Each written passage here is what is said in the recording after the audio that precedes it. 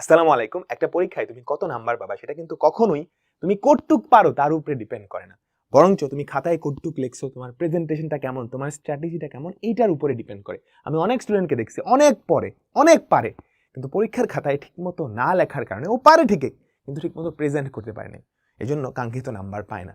তো আমি আজকে সেটাই এক্সপ্লেন করব তোমাদেরকে, যে তুমি কিভাবে লিখলে তুমি যদি একটু কমও পারো তাও খুব ভালো একটা মার্কস, বাকি সবার থেকে বেশি মার্কস পাইতে পারো। আমি নিজেও এসএসসিতে ঢাকা বোর্ডে 4th ছিলাম, তো আমি কি স্ট্র্যাটেজিগুলো অবলম্বন করছি অ্যান্ড তোমার কোনটা করা উচিত সেটা আমি আজকে দেখাবো। প্রত্যেকটা সাবজেক্ট ধরে ধরে প্রত্যেকটা সাবজেক্টের সৃজনশীল তুমি কিভাবে লিখবা, কি কি স্ট্র্যাটেজি আছে, এটা নিয়ে আমি কথা বলবো। তো একটু মনোযোগ দিয়ে একদম লাস্ট পর্যন্ত দেখতে হবে, ঠিক আছে? তোমার অনেকগুলা মার্কস এটা বাঁচাই দিতে পারে। তো বাংলা, বিজিএস, ধর্ম, জীববিজ্ঞান, রসায়ন, পদার্থবিজ্ঞান, এই তিনটা তো বাদ, কারণ এই তিনটায় কি আসে? অঙ্ক আসে। সো এখানে তো সৃজনশীল লেখার কিছু নেই, পাক্কা লিখবা, পাক্কা মার্কস। মানে বাকি যেই সাবজেক্টগুলো আছে এগুলাই কিন্তু লেখার উপরে অনেক কিছু ডিপেন্ড করে। তো প্রথমত আমরা চলে আসি বাংলায়।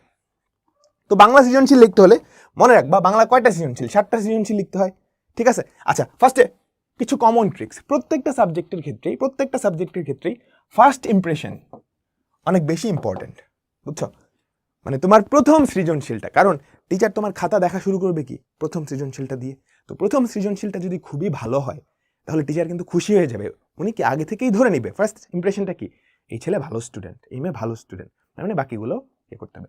সো প্রথম যেই সিকিউটা তুমি অ্যান্সার করবা, ফার্স্ট সিকিউ যেটা তুমি অ্যান্সার করবা, এটা সবচেয়ে, যেটা তুমি ভালো পারো, পুরো কোশ্চেনটা একবার পড়বা, সবচেয়ে ভালো করে যেটা পারো সেটা তুমি প্রথম সিকিউতে অ্যান্সার করবে। এখানে দরকার হলে একটু বেশি টাইম দাও, 5 মিনিট বেশি টাইম দাও, ঠিক আছে? আচ্ছা, এবার সেকেন্ড থেকে শেষ পর্যন্ত বাকি সবগুলা সিকিউতে চেষ্টা করবা যে সমান টাইম দেওয়ার জন্য। না হলে যেটা হবে, এটা খুব ভালো করে তুমি দিছো, খুব ভালো করে দিয়ে 10-এর বেশি পাবা না, তাই না? 8 বা 9 তো পাবা, বা 10ই পাবা। লাস্টের গুলো তুমি অ্যান্সারই করতে পারবা না যদি পরের গুলোতে খুব বেশি টাইম দিতে পারো। সো প্রথমটা স্পেশাল, ঠিক আছে? প্রথমটা স্পেশাল, এটা ফার্স্ট ইমপ্রেশন ক্রিয়েট করে। এখানে তুমি 5 মিনিট বা 6 মিনিট এক্সট্রা টাইম দিতে পারো, অ্যান্ড সবচেয়ে ভালো যেটা পারো সেটা তুমি প্রথমে লিখবা, ঠিক আছে? আর বাদ বাকি সবগুলোর মধ্যে ইকুয়ালি টাইম ডিস্ট্রিবিউট করার চেষ্টা করবে। আচ্ছা, তো বাংলা সিকিউ, তোমার খাতার প্রেজেন্টেশনটা কেমন হবে? সিকিউ লেখার খাতার প্রেজেন্টেশন হবে এরকম, হ্যাঁ, ক খ গ ঘ 4টাই তো থাকে। তো নীল কালি দিয়ে তুমি এভাবে লিখবা, 1 নং প্রশ্নের উত্তর ক, এভাবে লিখলে সবচেয়ে ভালো হয়। তারপর 1 নং প্রশ্নের উত্তর খ, তুমি এভাবেও লিখতে পারো, ঠিক আছে? 1 নং প্রশ্নের উত্তর ক, খ, গ, ঘ, এভাবে লিখতে পারো। কিংবা আরেকটা ওয়ে হচ্ছে, 1 নং প্রশ্নের তুমি লিখছো 1 নং প্রশ্নের উত্তর, এইখানে ক দিয়ে, এগুলা সবসময় নীলকালি দিয়ে করবা, হ্যাঁ, চেষ্টা করবা এই জিনিসগুলো নীলকালি দিয়ে। এখানে তুমি ক এর উত্তর লিখলা, তারপর এখানে খ, এভাবেও হতে পারে। তারপর গ এর উপরে গ দি। ওকে, প্রত্যেকটা সাবজেক্ট এই স্ট্রাকচারটা ফলো করবা, বা 1 নং প্রশ্নের উত্তর ক, 1 নং প্রশ্নের উত্তর খ, এভাবে, হ্যাঁ। আর এই লেখাটা তুমি কি নীলকালি দিয়ে করবা। তোমার পরীক্ষার খাতায় শুধু নীল আর কালো, এই দুইটা কালি ইউজ করবা, এই দুইটার বাইরে অন্য কালো কালি ইউজ করবা না। পরীক্ষার খাতায় কি কি কালি ইউজ করবা? নীল আর হচ্ছে লাল, এর বাইরে কোনো কালি ইউজ করবা না। ওকে, আচ্ছা, তো বাংলা সিকিউ সেম কথা। বাংলা সিকিউ কিন্তু টাইমের কি গ্যাঞ্জাম লাগে। সো প্রথমটা তুমি একটু ভালো করে লিখবা, বাকি সবগুলা কি ইকুয়ালি টাইম ডিস্ট্রিবিউট করবা। তো একটা বাংলা সিকিউ লেখার জন্য আদর্শ স্ট্যান্ডার্ড হচ্ছে 5 পেজ লেখা। স্ট্যান্ডার্ড কয় পেজ লেখা? 5 পেজ লেখা। তো 5 পেজে কি লিখবা আমি বলতেছি, 1 2 3, আমি নিজেও 5 পেজ লিখতাম। এই কি হইতেছে, আমি নিজেও 5 পেজ লিখতাম। সো তুমিও চেষ্টা করবা 5 পেজ লেখার জন্য। 5 পেজ হচ্ছে স্ট্যান্ডার্ড। আচ্ছা, তোমাদের প্রথম পেজে আমরা 1 নং প্রশ্নের উত্তর লিখে ফেললাম, হ্যাঁ, 1 নং প্রশ্নের উত্তর ক। তো প্রথম পেজে আমরা ক নাম্বার লিখবো? ক নাম্বার 1 লাইনে, জাস্ট 1 লাইন, সর্বোচ্চ 2 লাইন, বুঝছো? ঠিক আছে। তারপর খ নাম্বার অনুধাবনমূলক কোয়েশ্চেন। এখানে আলতু ফালতু কথা লিখবা না, একদম সলিড যেটা অ্যান্সার ওটাই লিখবা, ঠিক আছে? যেটা অ্যান্সার এটাই লিখবা। বাকি যেই পার্টটুকু আছে 5 থেকে 6 লাইন, ক আর খ প্রথম পৃষ্ঠায় ঢান। গ নাম্বারটা এখান থেকে শুরু হবে, এখান থেকে শুরু হয়ে 1.5 পৃষ্ঠার মতো লিখবা, 1.5 পৃষ্ঠার মতো লিখবা। আর ঘ নাম্বারটা এখান থেকে তুমি শুরু করবা 2 পেজের মতো লিখবা, তো 5 পেজ, ঠিক আছে? আচ্ছা, ক খ তো বুঝলা, জাস্ট 1 লাইন। খ কি তুমি 2 প্যারাতে লিখবা, ঠিক আছে? ফার্স্টে তোমার উত্তরটা 1 লাইনে লিখে ফেলবা, পরে এটা একটু এক্সপ্লেন করে ফেলবা। আচ্ছা, এবার গ নাম্বারে কি থাকে জানো? সাদৃশ্য, ঠিক আছে? একটা উদ্দীপক দেওয়া থাকে, উদ্দীপকের কোনো কিছুর সাথে তোমার ওই গল্প বা কবিতার একটা সাদৃশ্য, কোনো ক্যারেক্টারের সাথে সাদৃশ্য। তুমি ফার্স্টে একদম শুরুতেই প্রথমে একটা লাইন লিখে ফেলবে, 1 লাইন বা 2 লাইন সলিড অ্যান্সারটা, বুঝছো? তোমাকে এই কোয়েশ্চেনের অ্যান্সার যদি 1 লাইনে বলতো, তুমি 1 লাইনে কি অ্যান্সার দিতা সেটা বলবা। কি সাদৃশ্য আছে, কার সাদৃশ্য আছে, এই দুটো জিনিস লিখে ফেলবা। হ্যাঁ, উদ্দীপকের এই চরিত্রের সাথে তোমার গল্পের বা কবিতার কি সাদৃশ্য আছে, কার সাদৃশ্য আছে, ঠিক আছে? আচ্ছা, লিখে ফেলছো।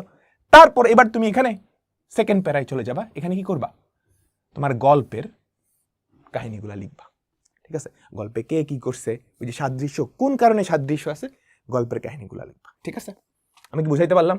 তারপর তুমি কি করবা, তো গল্পের কাহিনীগুলো লেখা হয়েছে, তো গল্পের কাহিনীগুলো লেখা হওয়ার পর সেকেন্ড প্যারায় তুমি উদ্দীপকেরটাই চলে যাবে। হ্যাঁ, এখান থেকে তুমি উদ্দীপকের যেই পার্টটুকু সাদৃশ্য আছে সেটা লেখা শুরু। আরেকটা নতুন প্যারায় চেষ্টা করবা উদ্দীপকটা সরাসরি না লেখার জন্য, উদ্দীপকটা নিজের ভাষার বানায় লিখবা আর কি। উদ্দীপকটাকে নিজে রিফ্রেশ করে নিজের ভাষায় একটু সংক্ষেপে লিখে ফেলবা, ঠিক আছে? ডান। এরপরে এখানে এসে ফাইনাল প্যারা। সুতরাং বলা যায় যে, পরিশেষে বলা যায় যে শেষ করে দিলে, তো 1.5 পেজে ডান। এখানে তুমি একটু ফাঁকা রাখবা। ফাঁকা রাখার একটা সুবিধাও আছে, তুমি যদি পরবর্তীতে দেখো তোমার সৃজনশীল লেখা শেষ হয়ে গেছে, তোমার হাতে একটু টাইম আছে, তুমি চাইলে এখানে একটু বানায় আরো জিনিসপত্র লিখতে পারো। ওকে, আচ্ছা। ঘ নাম্বারে সেম জিনিস। ঘ নাম্বারে কি বলবে, কোনো কিছুর কি এই উক্তিটা ঠিক আছে কিনা, হ্যাঁ, বা এটা কোনো একটা গদ্য বা কবিতার মূল ভাব প্রকাশ করে কিনা।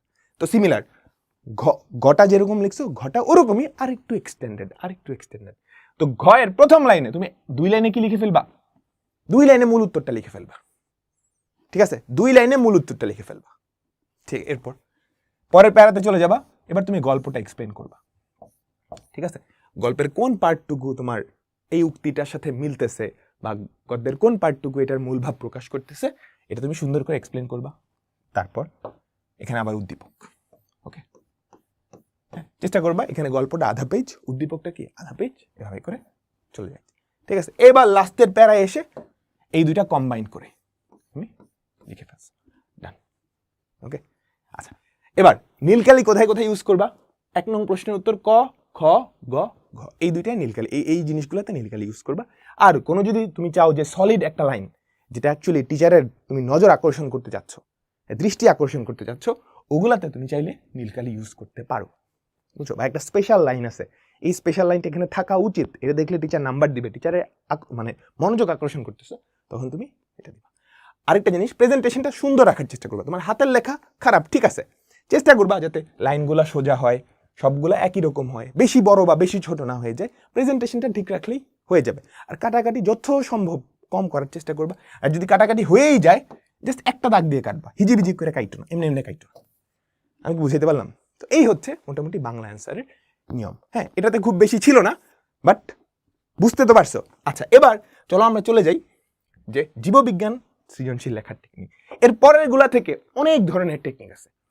কিছু টেকনিক আমি বলতেছি। ফার্স্ট অফ অল, চিত্র। চেষ্টা করবা যত বেশি চিত্র দেওয়া যায়, যেখানেই চিত্র দেওয়া যায় চিত্র দিবা। কারণ টিচাররা কিন্তু সবসময় পুরাটা পুইরা খাতা দেখে না, ওই সময়টা থাকেও না, জাস্ট চোখ বলে যায়, মেইন অ্যান্সারটুকু দেখার চেষ্টা করে। তো চিত্রটা দিলে তোমার নজর দেখা যাবে, ঠিক আছে? আচ্ছা, সেকেন্ড অফ অল, তুমি যেটা করবা, যত ধরনের পার্থক্য আছে সব টেবিল আকারে দিবা। হ্যাঁ, পার্থক্য, সাদৃশ্য, বৈসাদৃশ্য, এগুলো টেবিল আকারে দিলে চোখে ফুটে ওঠে, ঠিক আছে? 3 নাম্বার হচ্ছে ফ্লো চার্ট। চেষ্টা করবা ফ্লো চার্ট দেওয়ার। তো তোমাকে কোনো একটা জিনিসের পদ্ধতি ব্যাখ্যা করতে বলছে, তুমি একটা প্যারা দিয়ে বিশাল বড় পদ্ধতি না লিখে তুমি যদি ফ্লো চার্ট দিয়ে দাও, ব্যাপারটা সুন্দর লাগবে। আমি এক্সাম্পল দিব। এরপর 4 নাম্বারে হচ্ছে চেষ্টা করবা যদি কোনো সমীকরণ থাকে, ওই সমীকরণগুলো এক্সপ্লেন করা। হ্যাঁ, আর 5 নাম্বার হচ্ছে পয়েন্ট করে লিখবা। স্পেশালি ধরো গুরুত্ব বা প্রয়োজনীয়তা টাইপের যে প্রশ্নগুলো আছে, এগুলো তুমি পয়েন্ট করে লিখবা। আমি কিছু উদাহরণ দিই। দেখো, এই যে এক্স আর ওয়াই এর মধ্যে তুলনামূলক গঠনগত বিশ্লেষণ, এটা হচ্ছে ডিএনএ আর এটা হচ্ছে আরএনএ। তো ডিএনএ আর আরএনএ এর কি চাইছে? তুলনামূলক গঠনগত বিশ্লেষণ, তার মানে সাদৃশ্য আর বৈসাদৃশ্য চাইছে, ঠিক আছে? তো সাদৃশ্য বৈসাদৃশ্য তুমি কেমনে লিখবা? দেখো, সাদৃশ্যগুলো পয়েন্ট করে আমি সুন্দর করে লিখছি। হ্যাঁ, কি মিল আছে পয়েন্ট করে সুন্দর করে লিখছি। বৈসাদৃশ্যগুলো কি লিখছি? ছক করে, ঠিক আছে? বৈসাদৃশ্যের বিষয় কি, ডিএনএতে কেমন, আরএনএতে কেমন। এমনি লিখলে তোমাকে 4-এ 4 দিতে টিচার বাধ্য। টিচার দেখার সাথে সাথে খুশি হয়ে যাবে, বুঝছো? দেখার সাথে সাথে খুশি হয়ে যাবে। আর তোমাকে ফুল মার্কস থেকে 1 নাম্বারও কাটবে না, বুঝছো? এরপর খেয়াল করো, এই দেখো গ নাম্বারে বলছে উদ্দীপককে পেঁচানো সিঁড়ির মতো দেখতে মডেলটার গঠন। এটা কি ডিএনএ না? তো ডিএনএ এর গঠন ব্যাখ্যা করবে। ডিএনএ এর গঠন ব্যাখ্যা করতে হলে অবশ্যই তোমাকে চিত্র আঁকাইতে হবে। চিত্র আঁকাবা এন্ড গঠনটা ব্যাখ্যা করে দিবা, ডান, ফুল মার্কস সুন্দর করে। ঠিক আছে, চিত্রটা ঠিক মতো আঁকাইতে পারলেই 3 এর মধ্যে তোমাকে 2 দিয়ে দিবে, এরপর একটু লিখে দিলেই হয়েছে। উদ্দীপকের উল্লিখিত শেষ উক্তিটা, হ্যাঁ, ডিএনএ জীবের চারিত্রিক বৈশিষ্ট্যের প্রকৃত ধারক ও বাহক। তার মানে ওই যে ডিএনএ থেকে যে আরএনএ হয়, আরএনএ থেকে কি ওইটা রাইবোজোমে গিয়ে প্রোটিন তৈরি করে, ওই ব্যাপারটা।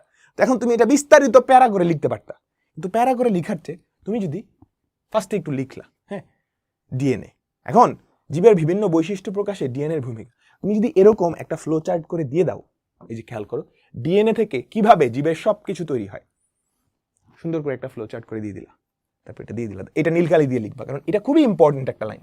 যে লাইনটা খুবই ইম্পর্টেন্ট সৃজনশীলে, যেই লাইনগুলো খুবই ইম্পর্টেন্ট, তুমি চাচ্ছ যে টিচারের অ্যাটেনশনটা ওখানে যাক, তুমি ওগুলো নীলকালি দিয়ে লিখবা 4 এ 4। ঠিক আছে, কম লিখেও। আর ফ্লো চার্ট এগুলার সুবিধাটা কি জানো? ফ্লো চার্ট, তারপর হচ্ছে ডায়াগ্রাম, হ্যাঁ, বিভিন্ন ধরনের ডায়াগ্রাম আছে। ধরো এটার প্রয়োজনীয়তা, তুমি একটা ডায়াগ্রাম দিয়ে এটার প্রয়োজনীয়তা দিয়ে দিলা, কি কি এটার অ্যাসপেক্ট আছে, কি কি আছে, বুঝছো? কম লেখায় খাতা ভরে যায় এন্ড প্রেজেন্টেশনটা খুবই সুন্দর হয়, টিচার ফুল মার্কস দেয়। বুঝতে পারছো? ধরো তোমাকে আমি বললাম কোন একটা জিনিসের প্রয়োজনীয়তা বা কোন একটা জিনিসের অ্যাসপেক্ট কি কি, ধরো এই জিনিসটার প্রয়োজনীয়তা লিখে তুমি একটা এরকম বানাই দিলা, মাঝখানে হচ্ছে এই জিনিসটা প্রয়োজনীয়তাগুলো এমনি এমনি লিখলা, হ্যাঁ, একটা বক্স করে এখানে প্রয়োজনীয়তাগুলো, এখানে প্রয়োজনীয়তাগুলো, বা এটা শাখাগুলা তুমি এমনি লিখে দিলা, একটা ইয়েতেই পুরো খাতা ভরে গেছে এন্ড টিচার দেখে অনেক খুশি হয়ে যাবে। আমি কি তোমাকে বুঝাইতে পারলাম? আচ্ছা, এরপর যত সম্ভব চেষ্টা করবা, বলছি না ফ্লো চার্ট এই যে বাস্তুতন্ত্রে পুষ্টি প্রবাহ বলছে, কোন একটা বাস্তুতন্ত্র দিয়ে তুমি এই ফিগারটা দিতেই হবে, এখানে কিছু উদাহরণ দিয়ে, এটা এন্ড বায়োলজিতে চেষ্টা করবা যত বেশি সম্ভব উদাহরণ দেওয়া, এরপর ধরো শক্তি পিরামিডের ধারণা, কোন একটা বাস্তুতন্ত্র দিয়ে বলে এখানে শক্তি পিরামিড, তুমি কি অবশ্যই এই চিত্রটা আঁকাইতে হবে, যত বেশি সম্ভব চিত্র আঁকাবা। ঠিক আছে, আমি কি তোমাকে বুঝাইতে পারলাম? এরপর ধরো তোমাকে শ্বসনের ধাপগুলা লিখতে বললো, ঠিক আছে, এমনি ছক আকারে লিখতে পারো কিংবা পয়েন্ট আকারে লিখতে পারো, কিংবা তুমি চাইলে শ্বসন যে হয় বিভিন্ন ধাপগুলা চিত্র দিয়ে আঁকায় দিলেই কাজ শেষ। বুঝছো কিভাবে? আমি তোমাকে দেখাই। আচ্ছা, আরেকটা কথা, তোমাদের এসএসসি শর্ট সিলেবাসের প্রত্যেকটা চ্যাপ্টারে একদম ডিটেইলড ক্লাস কিন্তু এখানে দেওয়া আছে, basic, CQ, MCQ, short question সবকিছু একটা ক্লাসে। বুঝতে পারছো? তুমি যদি এই ক্লাসগুলো করো, তোমার আলাদা সিকিউ ক্লাস, আলাদা এমসিকিউ ক্লাস, আলাদা এসকিউ ক্লাস, সাজেশন কোনো ক্লাসে করা লাগবে না, এক ক্লাসেই পুরোপুরি ডান। তুমি যেই সময়ে সবগুলা ক্লাস খুঁজে বের করবা ওই সময়ের মধ্যেই কি এটা করে ফেলতে পারবা। আর এই বছর কিন্তু সাজেশন বেসড পড়াশোনা একটু নাও করলে বেটার, কারণ কি কোশ্চেন কেমন হবে কিন্তু বলা যাচ্ছে না। বুঝছো? তো ধরো আমি এই যে এটা হচ্ছে জীবনী শক্তির ক্লাস, খেয়াল করো এই যে শ্বসনের ধাপগুলা জাস্ট একটা চিত্র দিয়ে এক্সপ্লেন করে দিচ্ছি। তুমি যদি এভাবে এই চিত্রটা দিয়ে দাও, এরপর জাস্ট একটু লিখে দাও ধাপগুলা কি কি, টিচার তোমাকে ফুল মার্কস এমনিতেই দিয়ে দিবে। লেখাও কম, ব্যাপারটাও সুন্দর, আর টিচারকে ফুল মার্কস দিবে। বুঝছো? এরপর পয়েন্ট করে লিখবা, সেটা বলছি না, দেখো মার্গুলিসের শ্রেণীবিন্যাস অনুসারে এ রাজ্যটা কোন রাজ্যের অন্তর্ভুক্ত তা বর্ণনা করো। তাহলে ওই রাজ্যটা বর্ণনা করছে, ঠিক আছে। এই যে ওই রাজ্যটা কি আমাকে বলো তো, কোনটা? ব্যাকটেরিয়া রাজ্য বা মনের রাজ্য? মনের রাজ্যের বৈশিষ্ট্য খেয়াল করো। তুমি চাইলে বইয়ের মতো প্যারা আকারে লিখতে পারতা, বাট এভাবে লিখলে দেখো যে কোষ, এটা তুমি নীলকালি দিয়ে লিখবা, নিউক্লিয় বস্তু নীলকালি দিয়ে লিখবা, সাইটোপ্লাজম ও অঙ্গাণু নীলকালি দিয়ে লিখবা, কোষ বিভাজন কোন পদ্ধতিতে এগুলা লিখবা, খাদ্য গ্রহণ, শ্বসন, এগুলো সব কিন্তু আমি ওই ক্লাসে পড়াই দিচ্ছি, মাত্র 1 ঘন্টা 1.5 ঘন্টার ক্লাসে একদম সব ভাজা ভাজা করে দিচ্ছি। বুঝতে পারছো? আচ্ছা, এরপর তুলনা চাইছে, এ আর বি এর মধ্যে কোনটা তুলনা। তুমি চাইলে প্যারা দিয়ে বিশাল আকৃতির জিনিসপত্র লিখতে পারতা, কেন করবা? প্যারা দিয়ে না লিখে তুমি এভাবে কি সুন্দর করে পয়েন্ট আকারে লিখবা, ঠিক আছে। এরপর আমি বলছি না গুরুত্ব জাতীয় প্রশ্ন আসলে অবশ্যই কি করবা? পয়েন্ট আকারে লিখবা। দেখো এখানে বলছে শালুক সংশ্লেষণের গুরুত্ব, এটা মাঝে মাঝেই কি 4 নম্বরের কোশ্চেনে আসে। এখন এখানে খেয়াল করো, তোমাদের বই এমনি দেওয়া আছে, তুমি এই প্যারা করে লিখলে তোমার জীবনও 4 এ 4 দিবে না, 3 দিবে ম্যাক্সিমাম। তুমি কি করবে জানো? এরকম পয়েন্ট আকারে লিখবা, উদ্ভিদের খাদ্য প্রস্তুত, এতটুকু নীলকালি দিয়ে এখানে ছোট্ট 2 লাইন লিখে ফেলবা, প্রাণীকুলের খাদ্য 2 লাইন লিখে দিবা, শক্তির উৎস 2 লাইন লিখে দিবা। তুমি এগুলো বানাই লিখতে পারবে, আমি জানি তুমি বানাই লিখতে পারবে, ঠিক আছে। ওকে, উদ্ভিদের দৈহিক বৃদ্ধি, ওকে, মানব সভ্যতা অবদান, ওকে, আমি কি বুঝাইতে পারছি? আচ্ছা, তো এই ছিল মোটামুটি বায়োলজি। তো যেই জিনিসগুলো খেয়াল রাখতে হবে, এটা সব সৃজনশীলই খেয়াল রাখতে হবে। হ্যাঁ, কি আমি কি খেয়াল রাখতে বলছি বলো তো? চিত্র দিতে হবে, টেবিল দিতে হবে, ফ্লো চার্ট, ইকুয়েশন, আর কি পয়েন্ট এ করে লিখলে ভালো হবে। আচ্ছা, ঠিক আছে, এবার আসো বিজিএস এ কি করতে হবে? চার্ট, তুমি চার্ট দেওয়ার চেষ্টা করবা, ঠিক আছে। ধরো কোনো একটা সিস্টেমের বিভিন্ন পার্ট এক্সপ্লেন করতে বলো, তুমি সুন্দর করে ওই সিস্টেমটা দিলা, যেই পার্টগুলো আছে এমনি এমনি এমনি একটা দিয়ে দিলা, সুন্দর একটা ফিগার দিয়ে দিলে, এখানে এই পার্টটা এক্সপ্লেন করলা, এখানে এটা, এখানে এটা, এখানে এটা, ঠিক আছে। এরপর চেষ্টা করবা টেবিল, পার্থক্য বা এই জাতীয় দিলে টেবিল দিতে, টেবিল দিয়ে পার্থক্য দিতে, and flow chart, and flow chart, বুঝছো? আচ্ছা, আর হচ্ছে আরেকটা জিনিস হচ্ছে পয়েন্ট আকারে লিখতে হবে, বুঝছো? গুরুত্ব বা এই জিনিস পয়েন্টটা বিজিএসে খুবই ইম্পর্টেন্ট। তুমি পয়েন্ট আকারে লিখবা, পয়েন্টের একটা টাইটেল দিবা নীলকালি দিয়ে, তারপর একটু এক লাইন বা 2 লাইন লিখে ফেলবা, ঠিক আছে। সো পয়েন্ট এটা বিজিএসে খুবই ইম্পর্টেন্ট, খুবই ইম্পর্টেন্ট।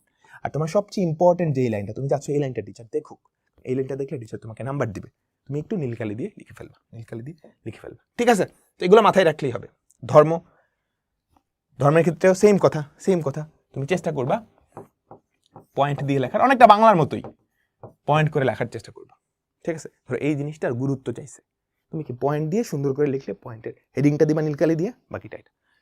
সেকেন্ড, তুমি যত সংখ্যক আয়াত হাদিস লিখতে পারো তত ভালো। আয়াত হাদিস, আর কোনোটা যদি আরবি দিয়ে লিখতে পারো তাহলে খুবই ভালো। আমি এসএসসি পরীক্ষায় আরবি দিয়ে হাদিস লিখছিলাম, আয়াত লিখছিলাম, বুঝছো? তো আয়াত হাদিস এগুলা খুব সুন্দর করে, এগুলা লিখতে গিয়ে আবার ভুল করে ফেলো না, খবরদার, তখন কিন্তু নাম্বার কাটতে দিবে। আয়াত হাদিস তুমি নীলকালি দিয়ে লিখবা, এন্ড যত বেশি সম্ভব লিখবা, ঠিক আছে। ওকে, তো এই কয়টা জিনিস মাথায় রাখতে হবে, পয়েন্ট আর আয়াত হাদিস তুমি কি নীলকালি দিয়ে লিখবা, ব্লু পেন দিয়ে লিখবা, ঠিক আছে। রসায়নের ক্ষেত্রে কয়েকটা জিনিস মাথায় রাখবা, কিছুতে অঙ্ক আসে, তাই না? তুমি যত বেশি সম্ভব সমীকরণ বা বিক্রিয়া যেগুলো আছে না, রিঅ্যাকশন দেওয়ার ট্রাই করবা, ঠিক আছে। ফিগার দেওয়ার ট্রাই করবা, রিঅ্যাকশন দেওয়ার ট্রাই করবা, ফিগার দেওয়ার ট্রাই করবা, ঠিক আছে। পার্থক্যটার থেকে এগুলো আসলে কি ছক আকারে চার্ট বা টেবিল আকারে তুমি সুন্দর করে দিবা। গুরুত্ব বা এই টাইপের প্রশ্ন আসলে তুমি কি পয়েন্ট করে লিখবা, ঠিক আছে। আর চেষ্টা করবা ইলেকট্রন বিন্যাস যদি যেখানে ইলেকট্রন বিন্যাস দেওয়া যায় ইলেকট্রন বিন্যাস দিয়ে দিতে, বুঝছো? এটার ধর্ম ব্যাখ্যা করতে বলছে, তুমি দেখলা যেখানে ইলেকট্রন বিন্যাস সামহাও কাজে লাগতে পারে, ইলেকট্রন বিন্যাসটা দিয়ে দিবা, ঠিক আছে। তো এই পয়েন্টগুলো তুমি যদি মাথায় রাখো, ইনশাআল্লাহ তুমি কি ভালো একটা মার্কস পাইতে পারবা, ঠিক আছে। আমি প্রত্যেকটা সাবজেক্টের আগে ইন্ডিভিজুয়ালগুলো আর একটু ডিটেলসে দিয়ে দিব, ওকে। তো এই ছিল, তো এই কথাগুলো মাথায় রাখলে ইনশাআল্লাহ তুমি বোর্ড পরীক্ষায় সিকিউগুলোতে খুব ভালো করবা। বাংলা বিজিএসে তো 10-এ 10 পাওয়া সম্ভব না, তুমি যদি এই ট্রিক্সগুলো ফলো করো ইনশাআল্লাহ 10-এ 9 পাই যাবা, ঠিক আছে। আর সায়েন্সের যেগুলো আছে এগুলো ইনশাআল্লাহ 10-এ 10ই পাবা, ওকে। তো আল্লাহ হাফেজ, সবাই ভালো থাকো। আর যে কোনো চ্যাপ্টারে যদি উইকনেস থাকে বা দুর্বলতা থাকে বা রিভিশন দেওয়ার জন্য এই চ্যানেলে গেলেই মোর দেন ইনাফ, ওকে। তো আল্লাহ হাফেজ, সবার জন্য অনেক অনেক শুভকামনা রইল।